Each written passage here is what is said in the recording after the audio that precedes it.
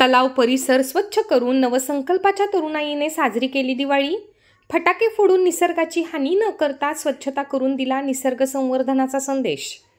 बुलढाणा जिल्ह्यातील खामगाव शहरात नवसंकल्प फाउंडेशनच्या तरुणांनी दिवाळीनिमित्त फटाके फोडून पर्यावरणाची हानी न करता स्वच्छता करून निसर्ग संवर्धनाची कास धरण्याचे आवाहन केले आहे।